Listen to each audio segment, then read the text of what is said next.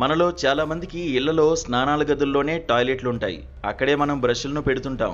ఇదే కొంచెం గందరగోళంగా మారుతోంది. ప్రతిసారి టాయిలెట్ ఫ్లష్ చేసినప్పుడు మలం నీళ్లు కలిసిన చిన్న నీటి బిందువులు గాల్లో దాదాపు 1.5 మీటర్ల వరకు వ్యాపిస్తాయి. ఈ ఏరోసోల్ స్ప్రే లాంటి బిందువులు బ్యాక్టీరియా, ఫ్లూ, కోవిడ్-19, నోరోవైరస్, వాంతులు వంటి అంటువ్యాధులను కలిగించే వైరస్లను కూడా కలిగుంటాయి. బాత్రూంలు సాధారణంగా వెచ్చగా, తేమ వాతావరణంలో ఉంటాయి. ఇక్కడ ఏరోసోల్స్ అని పిలిచే చిన్న నీటి బిందువులు ఏర్పడతాయి. ఈ బిందువులు గాలి ద్వారా బ్యాక్టీరియా, వైరస్లను వ్యాప్తి చేస్తాయి.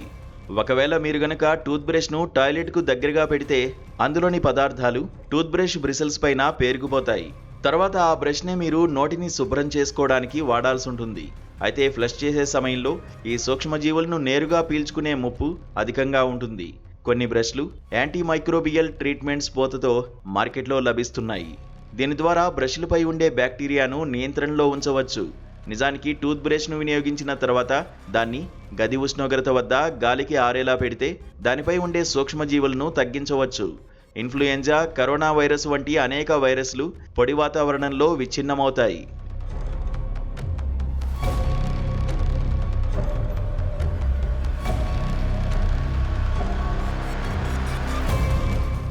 దంతక్షయానికి కారణమయ్యే స్ట్రెప్టోకోకస్ మ్యూటన్స్ వంటి బ్యాక్టీరియా మాత్రం టూత్ బ్రష్ బ్రిసిల్స్ పై 8 గంటల వరకు ఉంటుంది.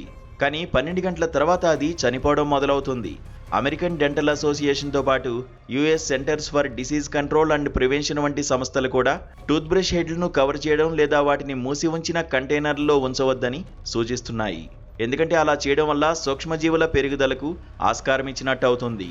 కాబట్టి ఇకపై టూత్ బ్రష్ల విషయంపై తగిన జాగ్రత్తలు తీసుకోవడం మంచిది.